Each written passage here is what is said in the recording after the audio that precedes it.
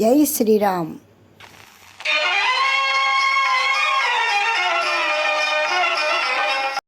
మిత్రులందరికీ ఝాన్సీ ఆధ్యాత్మిక ముచ్చట్లకి స్వాగతం, సుస్వాగతం. అష్టావక్కర్ల ద్వారా జ్ఞాన మార్గాన్ని వినటము, దాన్ని అనుభవాల్లో పొంది ఆనందపడటము, దానిని అష్టావక్కర్లకు చెబితే అష్టావక్కర్లు అది కార్యాచరణ అయినట్లుగా కనపట్టలేదు జనక మహారాజు విషయంలో అనుకుని ప్రశ్నించటము, జనక మహారాజు తాను చాలా స్పష్టమైన ఆనందానుభూతిని పొందుతుందని చెప్పటము, ఆయన ప్రశ్నలకి సంతృప్తిపడి అష్టావక్కర్లు ఇంకా అవి శాశ్వతంగా ఉండాలి అంటే 4 విధాలైన మార్గాలు ఉంటాయి, వాటిని నువ్వు నిరంతరము కూడా సాధన చేయాలి అంటూ అహంకారము, వినాశనము, లయాల గురించి చెప్పడం మొదలుపెట్టారు. అలా చెబుతున్నప్పుడు జనక మహారాజుకి ఒక ఆలోచన వచ్చింది. ఆ ఆలోచనని అష్టావక్కర్లతో ఈ విధంగా పంచుకుంటున్నారు. మహర్షి, మీరు చెప్పిందంతా బాగానే ఉంది, కానీ అసలు ఈ సృష్టిలో ద్వైతం అనేదే లేనప్పుడు త్యజించవలసినది ఏమున్నది, ఆమోదించవలసింది ఏమున్నది? జనకులు అష్టావక్కర్లతో చెప్తున్నారు, నీలో అన్నీ లయం చేసుకో అని ఎప్పుడైతే చెప్తున్నారో అప్పుడు ఏదైనా కూడా అది ఉంది, నాకు ఆవలుగా బాహ్యంగా ఏదైనా ఒకటి ఉంది అంటే దానిని నేను లయం చేసుకోవాలి. అలాంటిదే లేనప్పుడు ఇంకా నేను లయం చేసుకోవటం ఏమిటి అంటేనే గురువర్య, ఆకాశవదంతోహం ఘటవత్ ప్రాకృతం జగత్ ఇతి జ్ఞానం తథైతస్య న త్యాగో న గ్రహో లయః. అసలు ఈ అనంతమైన ఆకాశం అంతా నేనే ఉన్నాను, ఆకాశం అంతా నాలో ఉంది, దృశ్యమానమైన జగత్తంతా కూడా నాలో కొండలా ఉంది. ఇదే నిజమైన జ్ఞానం అని నాకు తెలిసింది. ఇప్పుడు ఇందులో నేను ఏది ఆమోదించాలి, ఏది త్యజించాలి అంటే ఆమోదించవలసింది లేదు, నేను త్యజించవలసినది లేదు. అందుకు కారణము నాకంటే భిన్నమైనది ఏదీ లేదు. అదేవిధంగా మహోదధిరివాహం స ప్రపంచో వీచి సన్నిభః ఇతి జ్ఞానం తథైతస్య న త్యాగో న గ్రహో లయః. చూడండి, రెండోసారి కూడా ఇదే చెప్తున్నారు ఆయన. నేను మహాసముద్రంలా ఉన్నాను. ముందు శ్లోకంలో ఆకాశంలా ఉన్నానని చెప్పారు, ఇప్పుడు మహాసముద్రంలా ఉన్నాను. నాలో తరంగాల వలె ఈ జగత్తంతా కూడా నామరూపాత్మకంగా ఉంది.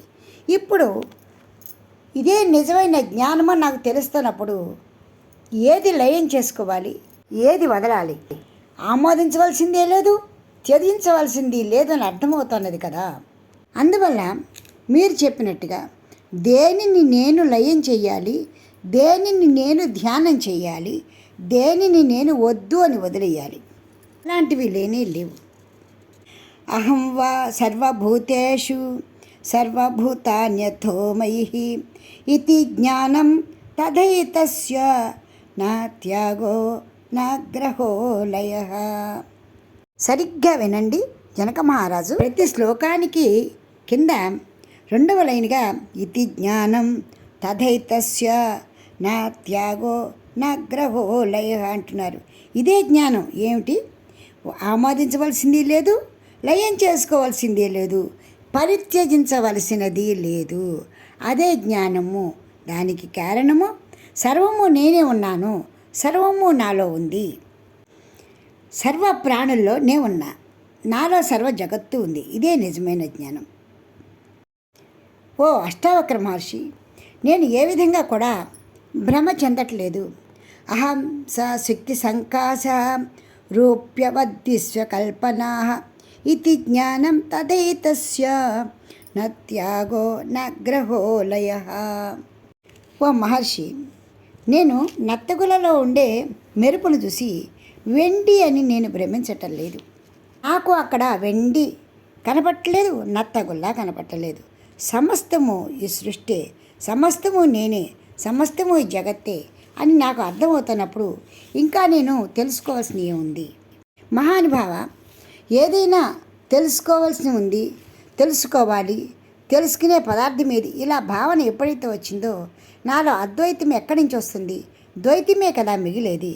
కాబట్టి నాకు మీరు చెప్పినటువంటి, మీరు ఉపదేశించినటువంటి చతుర్విధ ఉపాయాలైనటువంటి నిరంతర స్మరణ, లయము, అహంకారము, వినాశనము, ఈ 4 కూడా నాకు సరిపడవు అని అర్థం అవుతుంది. ఇవి లేవు అని అర్థమవుతున్నప్పుడు ఉన్నాయి అని భావన నాకెందుకు వస్తుంది? ఇవి లేవు కాబట్టి నేను చేయక్కర్లేదు. జనక మహారాజు ఈ విధంగా తాను చెప్పిన 4 విధాలైనటువంటి లయయోగ మార్గాల గురించి జనక మహారాజు చూస్తుంటే ఆశ్చర్యంగా, ఆనందంగా నిర్ఘాంతపోయి అష్టావక్రులు వింటున్నారండి. నిజంగా గురువుగారైనప్పటికీ కూడా తాను చెప్పింది శిష్యుడికి అంత లోతుగా అర్థమయ్యి దానిని పూర్తిగా ఆచరిస్తూ ఉంటే ఆ ఆనందమే ఆనందం. ఒక్కోసారి గురువు అయినంత మాత్రాన చెప్పినవన్నీ ఆచరిస్తారు అని అనుకోక్కర్లేదు. ఇక్కడ గురువుని మించిన శిష్యుల్లా ఉన్నారు ఈయన. చిన్నపాటి సంశయం కూడా లేకుండా సమస్తము నాలోనే ఉంది, నేను సమస్తంలో ఉన్నాను, కాబట్టి నేను విసర్జించవలసింది కానీ, ఆలోచించవలసింది కానీ, ఆమోదించవలసింది కానీ నాకు ఏమీ లేవు అంటూనే మయ్యనంత మహాంబోధౌ విశ్వపోతైతస్తతః భ్రమతి స్వాంతవాతేన న మామాస్త్య సహిష్ణుత. మహానుభావ, నా మనసు చాలా ప్రశాంతంగా ఉంది, మహానందంగా ఉంది. ప్రశాంతమైన చక్కటి చల్ల గాలితో నా మనసు ఆనందపడుతూ ఉన్నది. అందువల్ల నాకు ఎలాంటి అశాంతి లేదయ్యా. జనక మహారాజు ఎంత ఆనందంగా ఈ మాట చెబుతున్నారో చూడండి. అష్టావక్రులు జనక మహారాజు అడిగిన ప్రశ్నలకి నాకు పూర్ణమైన ముక్తి మార్గం కావాలి, వచ్చిన ముక్తి మార్గాన్ని నిలబెట్టుకోవాలి, వైరాగ్యం కావాలి, దానిని నిలబెట్టుకోవాలి, ఇలా ఎప్పుడైతే ఆయన అడిగారో అష్టావక్రులు మహా గొప్ప జ్ఞాని. జనక మహారాజు కూడా జ్ఞాని అయినా కూడా అష్టావక్రుని అడగగానే ఆయన చెప్పినప్పుడు జనక మహారాజు అష్టావక్రుని యొక్క ఉపదేశాన్ని విని దానిని తూచా తప్పకుండా మనసులో లయం చేసుకొని ఇక్కడ ఆయన చెప్పిన ప్రతి అక్షరాన్ని, అంటే అక్షర లోతుల్లో ఉన్నటువంటి ఆ అద్భుతమైన ఆనందతత్వాన్ని, ఆత్మతత్వాన్ని లయం చేసుకున్నారండి ఆయన. ఆ లయం చేసుకుని ఈశ్వరుని మాత్రం శంక కూడా లేదు ఆయనకి, అనుమానం లేదు, అవునా కాదా అన్న సందేహం కూడా లేదు. ఆ విధంగా ఆయన అష్టావక్రుల చేత తాను విన్నటువంటి ఆ పరమాత్మ తత్వాన్ని, ఆ ఆత్మానంద తత్వాన్ని, ఆ ఆనంద తత్వాన్ని విని లయం చేసుకుని పరవశం పొందిపోతూ, అందులో ఓలలాడిపోతూ, తాదాప్యం చెందిపోతూ, తనకి ఆత్మకి తేడానే లేదు కదా అన్న భావంతో ఆయన చాలా ఆనందపడుతున్నారండి. ఇలాంటి మహదానందాన్ని పొందుతున్నటువంటి జనక మహారాజు నోటి వెంట వస్తున్నటువంటి అద్భుతమైన మాటలే ఇవి. దానికి ఆయన గొప్ప ఆనందాన్ని పొందుతూ చెబుతున్నట్టు ఈ భావాన్ని మనం అర్థం చేసుకుంటే మనం కూడా అలా విహరించగలుగుతాం కదా. ఇలాంటి గొప్ప తత్వాన్ని మనం బృహదారణ్యకోపనిషత్తు, తైత్తిరీయోపనిషత్తు, చాందోగ్యోపనిషత్తులో కూడా, అలాగే మాండూక్య కారికలో మొత్తము భగవన్మయమే అని చెప్పడం జరిగింది. మన భగవద్గీతలో కూడా సర్వభూతస్థమాత్మానం సర్వభూతాని చాత్మని ఈక్షతి యోగయుక్తాత్మ సర్వత్ర సమదర్శినః అంటూ యోగారూఢుడైన జ్ఞాని సర్వ ప్రాణులలోనూ చైతన్యంగా చైతన్యమైన తనలో సర్వసృష్టిని వీక్షించి సమత్వ బుద్ధితో శాంతిని జీవిస్తాడు అని భగవానుడు లయయోగం గురించి, జ్ఞానం గురించి చెప్పడం జరిగింది. ఇది గీత 6వ అధ్యాయం 29వ శ్లోకం. ఈ విధమైనటువంటి జ్ఞాన సాధనలో ఉన్నటువంటి ఏ ఒక్కరికైనా కూడా ఆమోదించవలసింది, ఛేదించవలసింది, లయం చేసుకోవాల్సినవి ఏమీ ఉండవు కదా అని జనక మహారాజు యొక్క భావన. మయ్యనంత మహాంబోధౌ జగద్వీజి స్వభావతః ఉదేతు వాస్తమాయాతు నమే వృద్ధిర్న చక్షతి.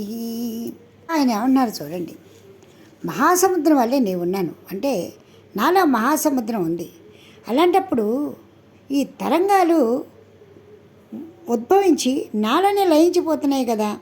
అందువల్ల నాలో ఏది క్షయమవుతోంది, ఏది వృద్ధి పొందుతోంది అంటే సముద్రంలో వచ్చినటువంటి అలలు కానీ తరంగాలు కానీ అదే సముద్రంలో ఊవెత్తిగా ఎగిరి అదే సముద్రంలో కలుస్తున్నాయి. అందువల్ల ఇక్కడ వృద్ధి లేదు, క్షయము లేదు.